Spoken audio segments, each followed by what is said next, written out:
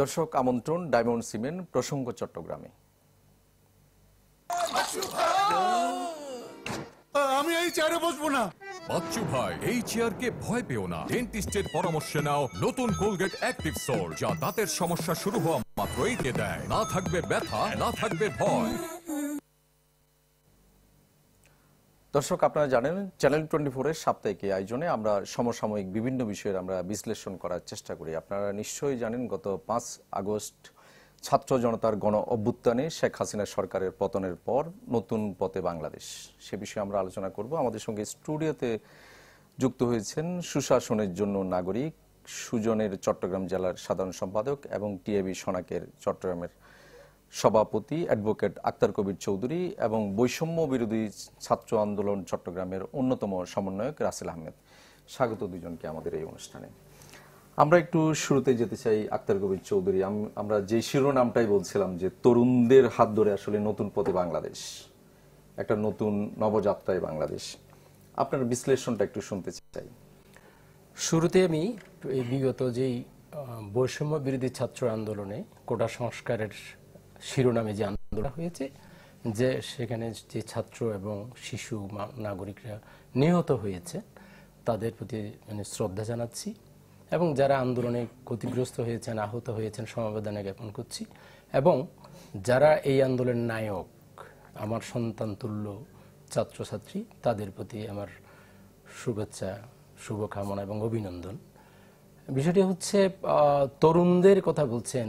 আসলে পৃথিবীতে সমস্ত বড় পরিবর্তনগুলো যেমন তরুণদের নেতৃত্বে হয়েছে, আমাদের দেশও 52 ভাষা আন্দোলন থেকে 71 পরবর্তী সামরিক স্বৈরাচার বিরোধী আন্দোলন থেকে সবগুলো তরুণদের নেতৃত্বে হয়েছে। তার মধ্যে একটা আরো বিশেষ একটি বিষয় আছে, যেমন রাজনৈতিক দলগুলো ইনস্টিটিউশন হিসেবে না দাঁড়ানোর কারণে, সততা, স্বচ্ছতা, জবাবদিহিতার জায়গায় এবং দুর্বৃত্তায়িত রাজনীতির কারণে কনসার্ট আন্দোলন, প্রথমবার কোটা বিরোধী আন্দোলন এবং নিরাপদ সড়ক আন্দোলন সবগুলোই কিন্তু একটা অরাজনৈতিক চরিত্র নিয়ে গড়ে উঠেছে। সেখানে অরাজনৈতিক বলছি এই কারণে মানে দলীয় বৃত্তের বাইরে হয়েছে, সমর্থন অনেকের ছিল। এবং বিগত যে আন্দোলনটা হয়েছে সে আন্দোলনের মধ্যে একেবারে খুবই কিছু আশ্চর্যের বিষয় আছে। সে হচ্ছে কোন একটা সংগঠনের নেতৃত্বে হয় নাই, সেখানে নিয়ন্ত্রণ কোনো পলিটিক্যাল পার্টির ছিল না, কিন্তু সারা দেশের যে তরুণরা যারা একেবারে দলীয়, সবাই দলীয় ছিল, দলীয় এরেনার বাইরে, তাদের মধ্যে যে সমন্বয় করার ব্যাপারটা ছিল, অনেক কনস্পিরেসি হয়েছে, অনেক কিছু হয়েছে আমাদের মধ্যে, অনেক সুদীজন নানা কথা বলেছেন। এমনও হয়েছে এই আন্দোলনকে কেন্দ্র করে সারা দেশে তরুণদের যে আইকন রাতারাতি খলনায়ক হয়ে গেছেন, এরকম ঘটনা ঘটেছে।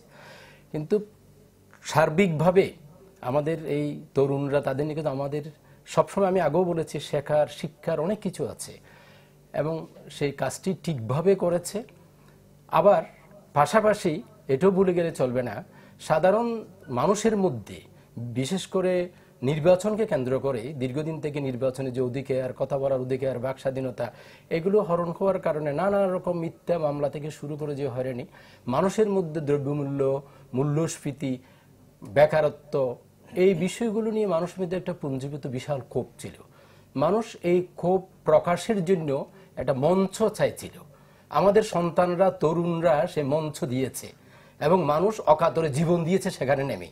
যদি বলি যে কোনো দল দাবি করে যে আমি করেছি, এগুলো হচ্ছে আমাদের দেশের প্রতিটা আন্দোলনের, এটা দখল করার, আন্দোলনের ফসল নিয়ে যাওয়ার, গলায় তোলার একটা প্রবণতা, যার যত বেশি শক্তি আছে।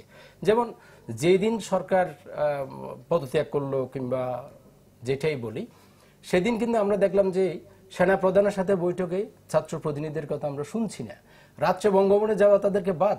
এবং অনেক নেতা আমার সাথে পার্সোনাল কথায়, কেন্দ্রীয় নেতা পর্যন্ত বলেছে ছাত্রদের আর কাজ কি, তারা তো মানে দখল করার যে প্রবণতা, আমরা সে আবারও দখলের সেই বিষয়টা আসুক চাই না। কারণ আমরা প্রত্যেকেই বলি গণতন্ত্র, দেশ মেরামতের কথা, কিন্তু বাস্তবে সেটা আমারটা, তালগাছ আমার বাগে, সেটা রেখেই বুঝছি এবং ইতিমধ্যে অলরেডি শুরু হয়ে গেছে। এইটা নিয়ে আপনার সঙ্গে আরো বিশ্লেষণ শুনবো। আমরা একটু রাসেল আহমেদের কাছে যেতে চাই, যে অ্যাডভোকেট আক্তার কবির চৌধুরী, তিনি তার বিশ্লেষণটা বলছিলেন, আপনার বিশ্লেষণটা একটু শুনতে চাই যে নতুন প্রেক্ষাপটে।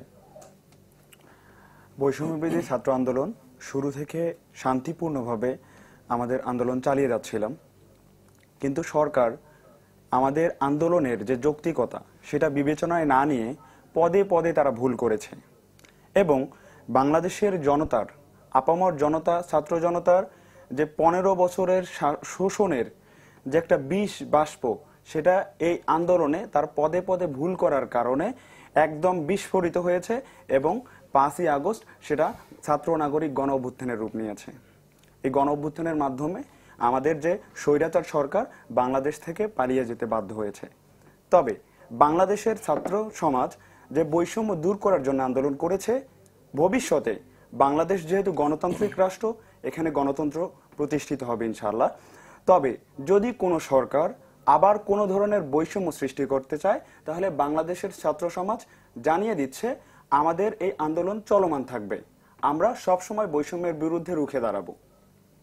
মানে এই যে আমরা বলছি যে নতুন পথে বাংলাদেশ, সার্বিকভাবে আসলে উনি বলছিলেন যে বাংলাদেশের রাজনৈতিক যে দুর্বৃত্তায়ন, সেই জায়গায় নতুন পথে বাংলাদেশকে নিয়ে যাওয়ার ব্যাপারে আসলে আপনাদের মানে অবস্থান বা আপনাদের আসলে আশা, সেই জায়গাতে একটু ছোট্ট করে জানতে চাই।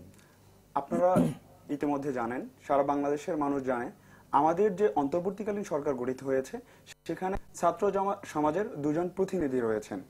তারা আমাদের যে আন্দোলনটাকে এত দূরে নিয়ে গিয়েছেন, আমরা আন্দোলনটাকে এত দূরে নিয়ে গিয়েছি, আমাদের যে পরিকল্পনা রয়েছে আমাদের প্রতিনিধিদের মাধ্যমে আমরা বাংলাদেশের মানুষের কাছে তুলে ধরার চেষ্টা করব।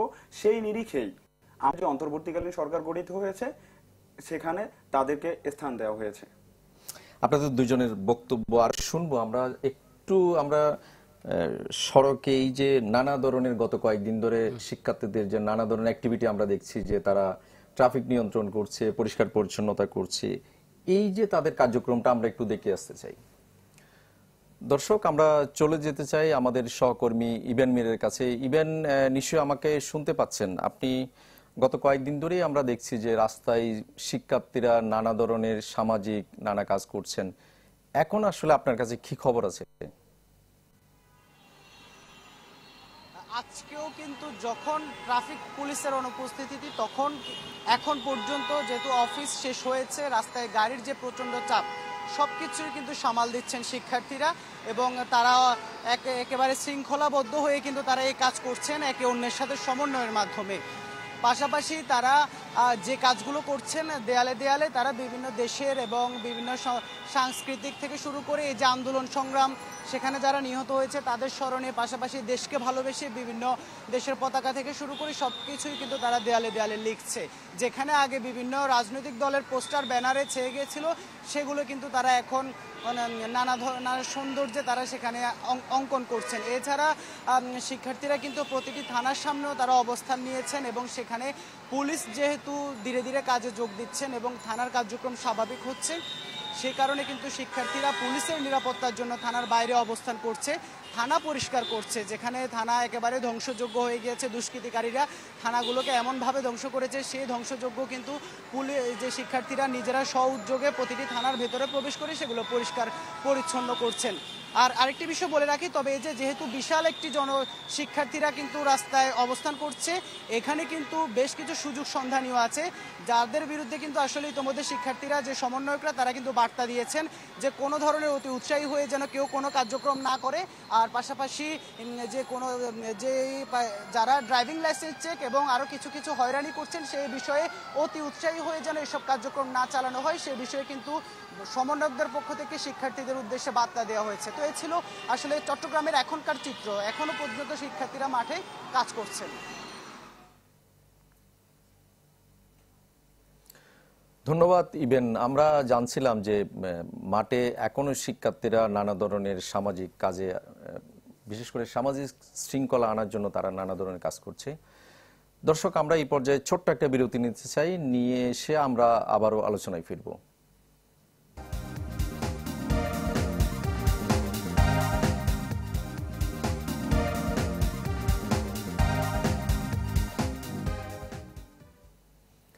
আবার স্বাগত ডায়মন্ড সিমেন্ট প্রসঙ্গ চট্টগ্রামে।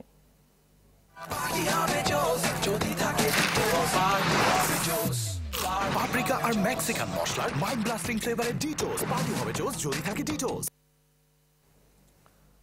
দর্শক, আমরা আলোচনা করছিলাম নতুন পথে বাংলাদেশ, এ বিষয়ে আমরা আলোচনা করছিলাম। আমাদের সঙ্গে দুজন অতিথি রয়েছেন স্টুডিওতে। সুশাসনের জন্য নাগরিক চট্টগ্রামের সাধারণ সম্পাদক অ্যাডভোকেট আক্তার কবির চৌধুরী এবং বৈষম্য বিরোধী ছাত্র আন্দোলনের কেন্দ্রীয় সমন্বয়ক রাসেল আহমেদ। দুজনকে আবারও আমরা স্বাগত জানাচ্ছি।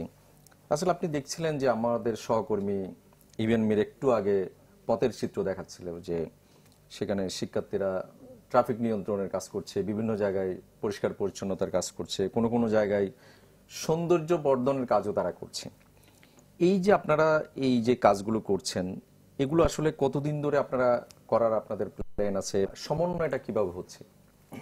আমরা আন্দোলনটা শুরু করার পর আমরা বাংলাদেশের মানুষকে বললাম যে আমাদের রাষ্ট্র সংস্কারের কাজ চলছে। আমাদের স্বৈরাচার পতন হওয়ার পর যখন দেখলাম যে আমাদের প্রশাসনের স্থবির অবস্থা, কোথাও প্রশাসন নাই, পুলিশ নাই, ট্রাফিক নাই, মিউনিসিপ্যালে ধরনের কাজ হচ্ছে না, তখন আমরা শিক্ষার্থীদেরকে আহ্বান করলাম যে আপনারা যে যার জায়গা থেকে রাস্তায় ট্রাফিক নিয়ন্ত্রণের কাজ করুন, রাস্তাঘাট পরিষ্কার করার কাজ করুন, আমাদের যে ভাস্কর্য বা মুরালগুলোকে ধ্বংস করা হয়েছে সেগুলোকে আবার রিফর্ম তৈরি করুন। তো আমাদের ডাকে সাড়া দিয়ে সারা বাংলাদেশে আমাদের যে শিক্ষার্থী ভাই বোনেরা আছে, ইভেন আপামর জনতা থেকেও কিছু সংখ্যক মানুষ আমাদের সাথে যোগদান করেছে এবং আমাদের এই কাজগুলো করার চেষ্টা করছে। আপনি যেটা জিজ্ঞেস করলেন যে আমাদের এই কাজটা কতদিন চলবে, আমি প্রথমে বলেছি আমাদের রাষ্ট্র সংস্কারের কাজ চলছে। আমাদের রাষ্ট্র সংস্কারের কাজ কখনো শেষ হবে না। আমরা ছাত্র সমাজ সব সময় আমাদের এই কাজটাকে প্র্যাকটিস করার চেষ্টা করব। আমরা আবারও আমি এইখান থেকে আমাদের শিক্ষার্থী ভাই বোনদেরকে আহ্বান জানাবো, আপনারা কখনো আমাদের এই যে রাষ্ট্র সংস্কারের কাজ চলছে এটা কখনো বন্ধ করে দিবেন না। আপনারা সব সময় আমাদের রাষ্ট্র সংস্কারের যে কোনো ধরনের কল্যাণকর কাজ করার চেষ্টা করবেন। আমরা বৈষম্য ছাত্র আন্দোলনের পক্ষ থেকে এবং ছাত্র সমাজের পক্ষ থেকে আমরা এই কাজটা করার চেষ্টা করব। এটা আসলে কিভাবে সমন্বয় করছেন এই পুরো কাজটা আপনারা? আমাদের ইতিমধ্যে অনেক জায়গায় সরকার পতন হওয়ার আগে টিম দেয়া হয়েছিল। আমাদের সেই টিমে আমরা ইন্ডিভিজুয়ালি কিছু দায়িত্ব ভাগ করে দিয়েছিলাম। তাদেরকে বলেছিলাম যে আপনারা, যেহেতু আমরা ঘোষণা দিয়েছি, সবাই রাস্তায় নেমে এসেছে, আপনারা বিভিন্ন স্পটে যাবেন এবং তাদের দেখভাল করবেন যে কে কি করছে। সবার কন্ট্যাক্ট নাম্বার নেওয়ার চেষ্টা করেছি, সবাইকে দায়িত্ব বুঝিয়ে দিয়েছি, সবাইকে বলেছি কেউ যেন কোনো ধরনের পথচারীকে কোনো ধরনের রুট বিহেভ না করে, ইভেন তারা যেন কোনো ধরনের শাস্তি দেওয়ারও কাজ না করে, কারণ রাষ্ট্র তাদেরকে এই রাইটটা দেয়নি। আমরা তাদেরকে বলেছি আপনারা সচেতনতামূলক কথাবার্তা বলবেন, বোঝাবেন, কনভিন্স করবেন, কেউ যদি আইন অমান্য করে এই কাজগুলো করবেন। তো আমরা আমাদের বৈষম্যবিরোধী ছাত্র আন্দোলনের পক্ষ থেকে আমাদের যে টিমগুলো দেওয়া হয়েছিল, আমরা ইন্ডিভিজুয়ালি যাদেরকে দায়িত্ব দিয়েছি তারা বিভিন্ন স্পটে যাচ্ছে, দেখভাল করছে, রাউন্ড দিয়ে আসতেছে। আমরা এভাবেই সমন্বয় করার চেষ্টা করছি। নিশ্চয়ই। আমরা একটু আক্তার কবির চৌধুরী আপনার কাছে যেতে চাই। তারা যে কাজগুলো করছে, যেহেতু আসলে এখন বিদ্যমান যে প্রশাসনিক কাঠামো বা আইন শৃঙ্খলা বাহিনী তারা যেহেতু মাঠে নাই, সেই কাজটা এখন শিক্ষার্থীরা করছে, যে সামাজিক শৃঙ্খলার যে কাজটা, এইটা নিয়ে আপনারা আসলে মূল্যায়নটা একটু শুনতে চাই। হ্যাঁ, আমি নিঃসন্দেহে সেখানে সাধুবাদ জানাই। আমি শুরুতে যখন শুরু হয়েছিল বৈষম্য বিরোধী ছাত্র আন্দোলন কোটা সংস্কারের জন্য, তার মানে তার শিক্ষা জীবন শেষে আমাদের সন্তান শিক্ষার্থীরা তার যে কর্মক্ষেত্রে প্রবেশের পথটি সংকীর্ণ ছিল সেটাকে প্রসারিত করতে চেয়েছিল, সেই অপরাধে তাদেরকে গুলি করতে হয়েছে। এই বৈষম্য বিরোধী আন্দোলনটা কিন্তু শুধুমাত্র কোটার ক্ষেত্রে আর তখন সীমাবদ্ধ ছিল না। সেটা যেমন আমাদের দেশে সবচেয়ে বৈষম্যের শিকার শ্রমিকরা, তারাও কিন্তু রাস্তায় নেমেছে। আমি কোনো সফলতা ভাগাভাগির কথা বলছি না। যেমন প্রত্যেক পেশার মানুষ, নাগরিকরা নানা ক্ষেত্রে বৈষম্যের শিকার। প্রত্যেকের মনে এই বৈষম্য বিরোধী একটা মানসিকতা আছে, ক্ষোভ আছে, সেই বৈষম্য থেকে মুক্তি চায়। সেইগুলো একটা জায়গায় খুব দ্রুত সময় মিলিত হওয়ার ফলশ্রুতিতে সেই সমর্থনটা জনগণের পক্ষ থেকে আসছে। যদিও আমি জানি যে কোনো কোনো দল তাদের কৃতিত্ব এটা চাইবে, এটা চাইতে পারে, হাইজ্যাক করবে। আমরা আমাদের যে আকাঙ্ক্ষা এই আন্দোলনের মধ্য দিয়ে এই ছাত্রদের প্রতি, ছাত্রদের যে আন্দোলনের সফলতা, বিজয়, তার মধ্যে যে আকাঙ্ক্ষা, সেই আকাঙ্ক্ষা আমাদের আগে মার খেয়েছে। ৭১-এর পর আমাদের আকাঙ্ক্ষাটা মার খেয়েছিল। ৯১-এর পরে চুক্তি হওয়ার পরও ৩ জোটের আমাদের আকাঙ্ক্ষা মার খেয়েছে। নাগরিকদের, এদেশের জনগণের যে বর্তমানে যে আকাঙ্ক্ষাটা গড়ে উঠেছে, আমরা আশা করব যে ছাত্ররা তার শিক্ষার পাশাপাশি যদি রাষ্ট্র সংস্কার মেরামতের কাজটা না ছাড়ে, প্রতিদিনকার কাজটা যদি করেন একই সাথে এবং সচেতন থাকে, তাহলে অন্তপক্ষে আমাদেরকার একটা স্থায়ী হতাশার মধ্যে যেতে হবে না। তাদেরকে আসলে কিভাবে কাজে লাগানো যায় এই পুরো সংস্কার কাজ বলি আমরা, বা দীর্ঘ সময় ধরে তাদের হ্যাঁ, কিভাবে এই যে কাজে লাগানো সম্ভব? স্টুডেন্ট পড়বে ঠিক আছে, পড়ার টেবিলে যেমন যাবে, ক্লাসে যেমন যাবে, তার দিনের মধ্যে বা সপ্তাহের মধ্যে এটা ভাগ করে এই যে আমাদের দেশে যে সংস্কারের কাজগুলো যে আছে এবং শেয়ারিং এর যে কাজ করা, যেমন পুলিশ আজকে একটা পুলিশের রাষ্ট্র হয়ে গিয়েছিল। তার যে নিপীড়ন নির্যাতন সরকারের কারণে হোক, যেটাই বলুক, নিজেরাও করেছে, দুর্নীতি লুটপাট মানুষের প্রতি দুর্ব্যবহার করেছে। এই পুলিশের রাষ্ট্র আজকে তার যেটা হয়েছে, আমি সেটাকে ভালো বলছি না, কিন্তু কার্যকারণ একটা সম্পর্ক আছে।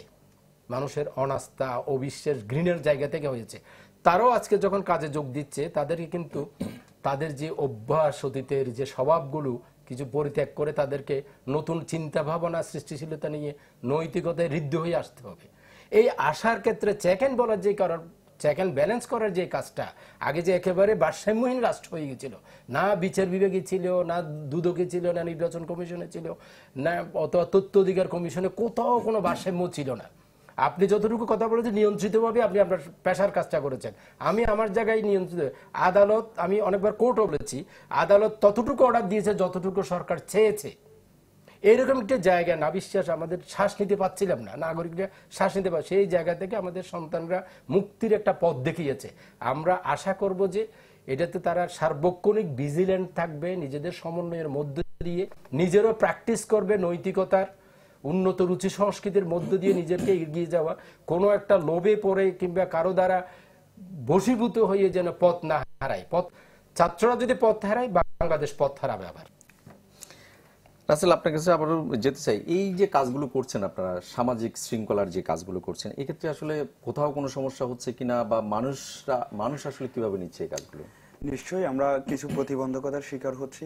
যেমন আমাদের ছোট ভাই বোনেরা, কোমলমতি ভাই বোনেরা রাস্তায় ট্রাফিক নিয়ন্ত্রণের কাজ করছে, রাস্তা পরিষ্কার পরিচ্ছন্নের কাজ করছে, তো তারা তো ওয়েল ট্রেইন না। তো এক্ষেত্রে আমরা কিছু প্রতিবন্ধকতার শিকার হচ্ছি। আমরা তারপরও তাদেরকে বুঝিয়েছি যে আমাদের প্রতিবন্ধকতা আসবে, আমরা যেন হ্যান্ডেল করার চেষ্টা করি। আশেপাশে যদি সিনিয়র কেউ থাকে তার সাথে কথা বলে হ্যান্ডেল করার চেষ্টা করুন। তো এখানে আমাদের ট্রাফিকে যারা কাজ করছে, আমাদের যে ট্রাফিক নিয়ন্ত্রণ করতো ট্রাফিক পুলিশ, তাদের কিছু সরঞ্জাম থাকতো, কিন্তু আমাদের শিক্ষার্থী ভাই বোনদের পক্ষ থেকে যারা রাস্তায় এসেছে তাদের সেই সরঞ্জামগুলো নাই। তো এক্ষেত্রে তারা সমস্যার মুখোমুখি হচ্ছে। এছাড়াও পথচারীরা তাদেরকে খুব একটা বেশি মূল্যায়ন করছে না, তারপরও তারা তাদের জায়গা থেকে খুব ভালোভাবে কাজ করার চেষ্টা করছে। ইনশাআল্লাহ আমরা বিশ্বাস করি আমাদের যে প্রজন্মটা আছে তারা ভবিষ্যতে বাংলাদেশকে একটা সুন্দর রাষ্ট্র পুনর্গঠনে খুব বড় ভূমিকা পালন করবে। আমাদের মধ্যে সেই দৃঢ় প্রতিজ্ঞা প্রত্যয় আছে। তো আমরা যে সমস্যাগুলোর মুখোমুখি হচ্ছি, আমরা প্রশাসনের কাছে সহযোগিতা চেয়েছি, ডিসি কার্যালয়ে গিয়েছিলাম, আমরা সহযোগিতা চেয়েছি, এবং আমরা সেনাবাহিনীর কাছেও সহযোগিতা চেয়েছি। তারা সহযোগিতা করার আশ্বাস দিয়েছেন এবং কিছু সরঞ্জামাদি দিয়েছেন, সেগুলো দিয়ে আমরা চালিয়ে নেওয়ার চেষ্টা করছি। নিশ্চয় আপনাদের দুজনের সঙ্গে আরো আলোচনা হবে। আমরা আরো একটা বিরতি নিব। দর্শক, আরো একটা বিরতি নিব, ফিরবো একটু পর, সঙ্গেই থাকুন।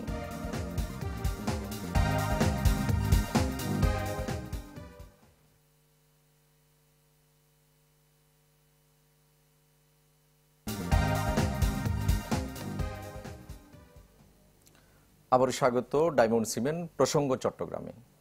এলো instant milk powder happy cow, যেমন সাশ্রয়ী তেমনি পুষ্টিগুণে ভরপুর, আর এটা নিউজিল্যান্ডের গরুর দুধ। হ্যাপি কাউ, গরুর দুধের স্বাদ সবাই পাক। দর্শক, আমরা আলোচনা করছিলাম নতুন পথে বাংলাদেশ। আমাদের সঙ্গে দুজন অতিথি রয়েছেন, অ্যাডভোকেট আক্তার কবির চৌধুরী এবং রাসেল আহমেদ। আমি একটু এই পর্যায়ে যেতে চাই। অ্যাডভোকেট আক্তার কবির চৌধুরী, আমরা এই যে নতুন প্রেক্ষাপটে বা নতুন একটা পরিস্থিতিতে আমরা এখন রয়েছি, এই অবস্থার মধ্যে আসলে রাজনৈতিক দলগুলো বলছে যে খুব দ্রুত নির্বাচন দিতে হবে, কিন্তু বিভিন্ন মহল থেকে বলা হচ্ছে, বা বৈষম্য বিরোধী ছাত্র আন্দোলনও বলছে যে আগে রাষ্ট্র সংস্কার দরকার। এই জায়গাতে আসলে আপনার বিশ্লেষণটা একটু শুনতে চাই। হ্যাঁ, আমার বিষয়টা হচ্ছে রাজনীতি যেমন বিহীন যেমন একটা দেশ চলে না, সমস্ত কিছুর মূল হচ্ছে রাজনীতি, কিন্তু সেই রাজনীতি দুর্বৃত্তায়িত মুক্ত কিনা। এই রাজনৈতিক দলের নেতাগুলো তাদের দলের যে দর্শন, যে কথাগুলো বলে সেগুলো তারা বিশ্বাস করে কিনা, তাদের জীবনে প্রয়োগ করে কিনা, তাদের যে কর্মী বাহিনী, তাদের যে সংগঠকরা, তারা কতটুকু সৎ প্রশিক্ষিত, সেই জায়গাটা না হলে রাষ্ট্র তো সংস্কার হবে না। আর এখন যে তারা একটা আলটিমেটাম দিচ্ছে, সেটা হচ্ছে তারা মনে করছে বিগত সরকার তো বিদায় নিয়েছে বা পালিয়েছে একভাবে, সুতরাং তারা নাই, তাদের সামনে কিন্তু শক্তিশালী কোনো প্রতিদ্বন্দ্বী নাই, সুষ্ঠু অবাধ নির্বাচন যেটাই বলি, সুতরাং আমরাই তো জিতবো এবং কত তাড়াতাড়ি ক্ষমতায় আসা যায়, রাষ্ট্র যার নামে যাক। কারণ অতীতে তারা তো আমাদের নিকট পরীক্ষিত, প্রত্যেকটা দল তো পরীক্ষিত, ক্ষমতায় যারা ছিল, ক্ষমতার বাইরে ছিল, পরীক্ষিত। তারা এই জন্য এদের মধ্যে মানুষের প্রতি ভালোবাসা, দেশপ্রেম, এগুলো হচ্ছে ওই মাছের মায়ের কান্নার মতো। তো ফলশ্রুতিতে আমরা চাইবো যে এই যে রাষ্ট্রের কিছু বেসিক বিষয়গুলো, মোড়া দাগের বিষয়গুলো হলো সংস্কার হওয়ার আগে, এবং সবচেয়ে বেশি হতে হবে, আমরা উন্নয়নের রোল মডেল হয়ে গিয়েছিলাম। সেটা কিসের উন্নয়ন? 4 লেন হাইওয়ে, পৃথিবীতে সর্বোচ্চ ব্যয়ে, আমাদের ফ্লাইওভার, আমাদের টানেল, আমাদের রেল লাইনের কথা, এগুলো কিন্তু বেসিক উন্নয়ন আমি মনে করি না। বেসিক উন্নয়ন হচ্ছে মানবিক উন্নয়ন। মানুষের যদি উন্নয়ন না হয়, মানুষের শুদ্ধাচার, কৌশল, সততা, স্বচ্ছতা এবং রাষ্ট্রে যদি জবাবদিহিতে এনশিওর না হয় প্রতি ক্ষেত্রে, তাহলে এই উন্নয়ন দিয়ে আমার কি হবে? আমি মানুষই ঠিক থাকলাম না। এবং সেটা গত ললেসনেসের কয়েকদিনে আমরা সারা পৃথিবীকে পরিচয়, আমরা জাতি হিসেবে কতটুকু সৎ কি আমরা পরিচয় দিয়ে ফেললাম। আর কোন কোন দেশের এরকম দুর্বিষহ অবস্থায় তারা কি পরিচয় দেয়, সেটা হচ্ছে তাদেরকে শুধু দায়ী করে লাভ নাই। রাষ্ট্রের সর্বত্র ক্ষমতাসীনরা যখন লুটপাট হরিলুট করে, আপনি প্রতিটা প্রজেক্টে দেখবেন যে মেগা প্রজেক্ট বলি, মাইনর প্রজেক্ট বলি, পৃথিবীতে সর্বোচ্চ বাজেট ছিল, কোন কোন বাদ দিয়ে আমরা চাঁদে করতাম এই স্থাপনাগুলো। সেই জায়গা থেকে ফেরত আসার ক্ষেত্রে সংস্কার ছাড়া এবং একটা কঠিনতম অনেক ক্ষেত্রে সিদ্ধান্ত নিতে হবে। প্রতিটা সেক্টরকে যদি সংস্কার করা না হয়, অন্তপক্ষে একটা জায়গা পর্যন্ত নিয়ে নেওয়া যায়, তাইলে যদি শুধু নির্বাচনের মধ্য দিয়ে যে দলই আসবে আসুক, এই দেশে জনগণের কোনো পরিবর্তন, সমাজে কোনো পরিবর্তন আসবে না। যে অবস্থায় ছিলেন সেই অবস্থায় থাকবো। শুধু চেয়ারে যিনি ক্ষমতাসীন তার চেহারার বদল হবে, দলের নামের পরিবর্তন হবে, এখানে কিছু স্থাপনার যেই নাম আছে সেগুলো পরিবর্তন হবে, নাগরিকরা, আমজনতা যে দুঃখে আছে, এবং ব্যাংক লুটেরা আবার একই নিয়মে ব্যাংক লুট করবে। কোথাও কারো কোনো বিচার সংস্কার কিছুই হবে না। আমরা চাইবো যে, আবারও বলি যে আমাদের যারা ছাত্ররা, আমাদের সন্তান তুল্য যে ছাত্ররা, তাদেরকে আমরা অবশ্যই সন্তান হিসেবে যতটুকু শ্রদ্ধা সম্মান করার, তাদেরকে যে দায়িত্বগুলো পালন করতেছে, আমি তো ব্যক্তিগত করি, প্রত্যেকে আমরা অনুরোধ করবো যে, এবং এই সরকারের কাছে এত বেশি দাবা দেয় যে তাদেরকে বিব্রত করার কিছু নেই। তারা কোনো দেবদূত না, তাদের আলাদিনের ছেড়ে তাদের হাতে নেই। এটা মানুষ হিসেবে এবং অনেকগুলো দায়িত্ব পড়েছে অল্প লোকের নিকট, তারা যেন সেগুলো ঠিকভাবে করতে পারে। আমরা সময় দিতে হবে তাদেরকে, আমাদের ধৈর্য ধারণ করতে হবে, এবং আমাদেরও যেমন বড় কোনো পরিবর্তন রাজনৈতিক সদিচ্ছা এবং সদিচ্ছার বাস্তবায়নের মধ্যে দিয়ে যেমন হয়, নাগরিকদের একটা সদিচ্ছার খুব প্রয়োজন। সে নাগরিকদের সদিচ্ছা ছাত্রদের সাথে মিলিয়ে আমরা আগামী বাংলাদেশ করার জন্য, এখানে আমরা যে সমস্ত দল কালকে ক্ষমতা যাওয়ার জন্য খুব অস্থির হয়ে গেছেন, এতদিন ধৈর্য ধরেছেন, আরো 20 বছরও পারতেন না, পরিবর্তন পারতেন, চিন্তা করা দরকার, নিজের দিকে আইনে নিজেদের চেহারা দেখা দরকার, দলের কি স্ট্রেংথ ছিল সেটা দেখা দরকার। আমি সম্মান রেখেই বলছি, সেটা দেখে ছাত্রদের এই কাঁধে ভর করে আজকের একটা পরিস্থিতি যখন আসছে, সেটাকে এটা অপব্যবহার করা ঠিক হবে না। নিশ্চয়ই রাসেল আহমেদ, উনি যে বিশ্লেষণটা বললেন, আমরা একটু আপনাদের বিশ্লেষণটা একটু শুনতে চাই এই জায়গাতে। মানে আগে আসলে রাষ্ট্র সংস্কার, আমরা যেটা বলছি যে সংস্কার দরকার না নির্বাচন দরকার? আমাদের রাষ্ট্রে এতদিন দুর্নীতি, সন্ত্রাস, গুম, খুন, যত ধরনের অপকর্ম সবকিছু এই স্বৈরাচারের সময় ছিল। কোনো ধরনের পলিটিক্যাল পার্টি এগুলোর এগেইনস্টে গিয়ে কোনো ধরনের বড় সংগ্রাম করে বড় কোনো আমূল কোনো পরিবর্তন নিয়ে আসতে পারে নাই। বাংলাদেশের ছাত্র সমাজ, বৈষম্য বিরোধী ছাত্র আন্দোলন যখন এই সরকারকে দেশ ছাড়া করতে বাধ্য করলো, তারপর থেকে সবাই এই সাফল্যটাকে নিজেদের বলে দাবি করছে। এতদিন তারা আমাদের এই রাষ্ট্রের রিফর্মের জন্য কোনো ধরনের কাজ করতে পারে নাই। স্যার যেটা বললেন, রেস্টুরেন্ট এতদিন কোথায় ছিল, তারা কেন দাবি করছেন? তো আমাদের জায়গা থেকে আমরা যেটা বলবো, তারা যেহেতু এতদিন আমাদের রাষ্ট্র সংস্কারের কোনো কাজ করতে পারে নাই, বৈষম্যবিরোধী ছাত্র আন্দোলন এবং আপামর জনতা মিলে যে আমরা রিফর্ম করার জন্য একটা এত বড় গণ অভ্যুত্থান করলাম, আমরা আমাদের জায়গা থেকে রাষ্ট্র সংস্কারের জন্য আমাদের যতদিন প্রয়োজন আমরা ততদিন এই অন্তর্বর্তীকালীন সরকার থাকবে। এরপর আমাদের রাষ্ট্র মোটামুটি সংস্কার হয়ে গেলে আমরা পরবর্তীতে গণতন্ত্র পুনঃপ্রতিষ্ঠা করার জন্য আমাদের যে ভোট হওয়ার দরকার, নির্বাচন হওয়ার দরকার, আমরা সেদিকে আগাবো। মানে আমরা আসলে আপনাদের দুজনের আরো বক্তব্য শুনবো, আর ছোট্ট একটা বিরতি নিয়ে আসি। দর্শক, আরো একটা বিরতি নিব, ফিরবো একটু পর, সঙ্গেই থাকুন।